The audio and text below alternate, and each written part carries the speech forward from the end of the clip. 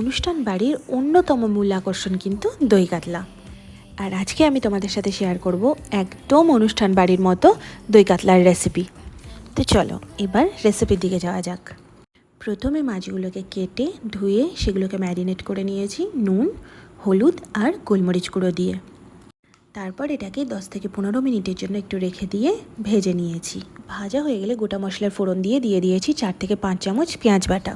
পেঁয়াজটাকে একটু কষিয়ে নিয়ে দিয়েছি 3 থেকে 4 চামচ আদা রসুন বাটা।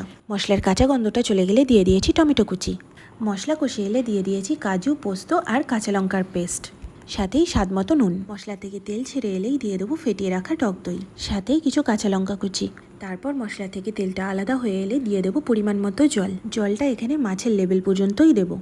জলটা ফুটে এলে তাতে দিয়ে দেবো ভেজে রাখা মাছের টুকরো। মাছ দিয়ে কিছুক্ষণ ফুটিয়ে নিয়ে গ্রেভি ঘন হয়ে এলেই দই কাতলা রেডি। ঝটপট বানিয়ে ফেলো। টাটা।